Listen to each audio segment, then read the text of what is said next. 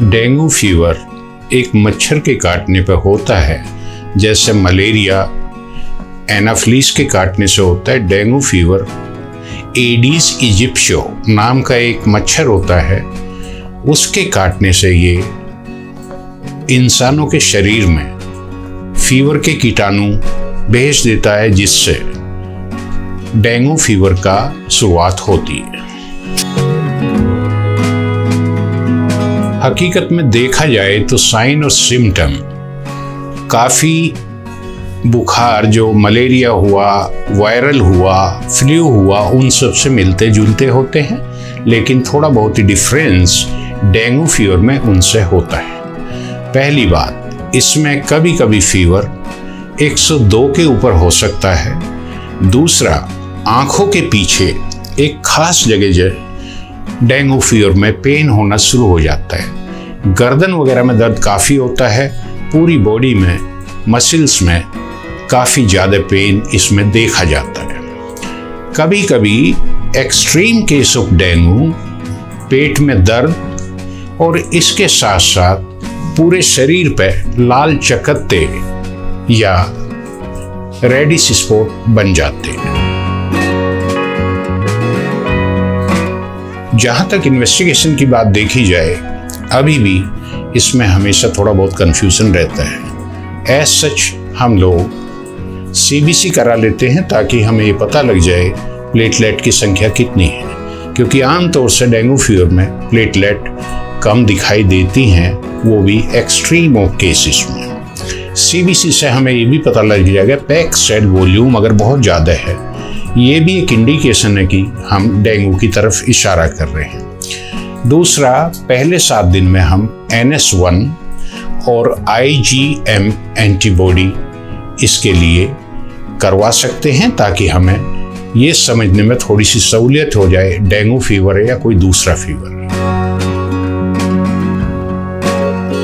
Dengue fever आमतौर से 2 से लेकर 5 दिन में ऑटोमेटिकली सबसाइड हो जाता है, लेकिन मैं यहाँ ये कहना चाहूँगा, हमें कुछ चीज़ों का ध्यान रखना है जिससे पता लगता है कि डेंगू फीवर बहुत ही सीरियस उसमें है।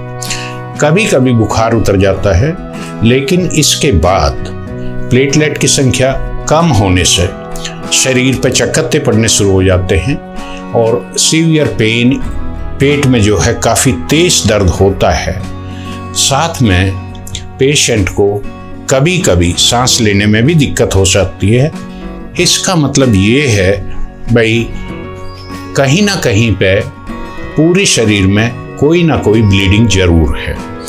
तो इन दिनों को हमें बड़े आराम से देखना है। अगर कंटिन्यूअस वोमिटिंग, उल्टी 3-4 बार अगर दिन में हो रही है और पेट में बहुत ज़्यादा दर्द है, तो इमीडिएटली हमें अलर्ट हो जाना चाहिए और डेंगू के लिए फर्दर या पूरी बॉडी के लिए जो भी अलग से इन्वेस्टिगेशन जैसे अल्ट्रासाउंड वगैरह करवा लेनी चाहिए। रोकथाम बिल्कुल सिंपल है। हालांकि जो गाइडलाइन से सबसे पहले बताया गया है कि एसी कमरे में और वेल लिट कमरे में रहे, लेकिन ये हमारे यहाँ कंट्री में, हमारे देश में ये पॉसिबल नहीं है कि हर आदमी के पास एसी घर हो।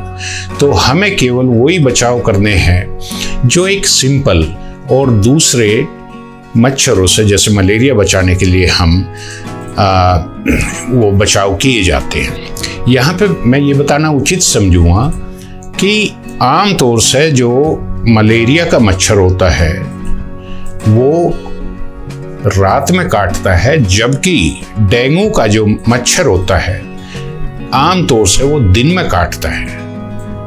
लेकिन ये जरूरी नहीं है कि रात को नहीं काटे, वो काट भी सकता है। अब हमें कैसे बचना है इससे?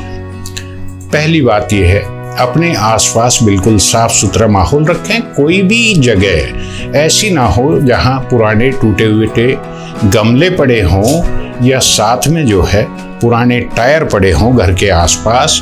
कहने का मकसद ये है कि ऐसी चीज़ों में हमें पानी को, रुकावट को रोकना है। और अगर ये गमले वगैरह हैं या बर्ड्स हाउस वगैरह के लिए आप पानी वहाँ पर रखते हो, तो उसे हर दिन चेंज होना बहुत ज़रूरी है ताकि उसका लार्वा पनपने न पाए। नंबर 2, सबसे सिंपल तरीका है, आप पूरी बाजू की शर्ट पहने और पूरी लंबी पैंट पहने, सॉक्स वगैरह पहने, ताकि कोई भी हिस्सा शरीर का एक्सपोज ना हो जहाँ पे हम मच्छर को दावत दे सके कि भाई यहाँ पे काट सकता है। तीसरी, हम मॉस्किटो रिपेलेंट भी इस्तेमाल कर सकते हैं और उससे भी काफ़ी सहायता मिलेगी। साथ में जहाँ भी कहीं भी घर हो, लेकिन अगर हम मच्छरदानी लगा के सोना चाहें, दिन हो या रात, जब भी कभी आराम करने का वो हो, तो दैट विल बी, ये थोड़ा सा उसके लिए हेल्पफुल होगा, ताकि मच्छर को एक्सेस नहीं मिलेगी काटने के लिए।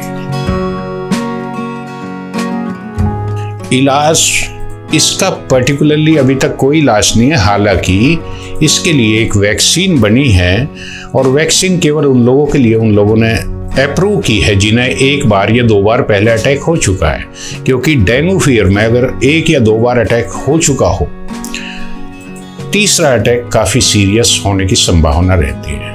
हालांकि वैक्सीन का नाम है डेंगू वैक्सिया, लेकिन ये हर एक को नहीं दी जाती है और ना ही उन लोगों को दी जाती है जो ट्रैवल कर रहे हैं। बहरहाल, जहाँ तक इलाज की बात आती है, केवल सिम्टोमेटिक ट्रीटमेंट की ज़रूरत है। जैसे सिम्टम हो उसी हिसाब से इलाज किया जाए। ये मैं ज़रूर कहूँगा, जब भी डेंगू फीवर एक तरह से कंफर्म हो जाए या आपको पॉसिबिलिटी लगे 80% में, यह तो एसिटामिनोफेन या पैरासीटामोल, इन 2 गोली के अलावा अगर तीसरी इस्तेमाल ना ही करे तो अच्छा है, जैसे इबुप्रोफेन या दूसरी डाइक्लोफिनेक वगैरह इस्तेमाल करने से ब्लीडिंग के चांस बढ़ जाते हैं। साथ में जहाँ जहाँ जो भी जिस तरह के सिम्टम हैं, उसी के हिसाब से सिम्टोमेटिक ट्रीटमेंट दिया जा सकता है। लेकिन मेन यही है भाई, आप फीवर को कैसे उतारें, और अगर बाय द वे आपकी प्लेटलेट थोड़ी कम हो गई है, तो उसमें कुछ ऐसे हर्बल तरीके हैं जो आज तक हम करते आए हैं। जैसे पपीते के जो पत्ते होते हैं, उनका एक इन लोगों ने सिरप बनाया हुआ है और लोग बाग उसे भी इस्तेमाल करते हैं, जिसे कैरी पिल बोलते हैं। सिरप एक तरह से, उसकी टैबलेट भी आती है। तो बाकी इसमें कोई खास इलाज इसके अगेंस्ट अभी तक नहीं।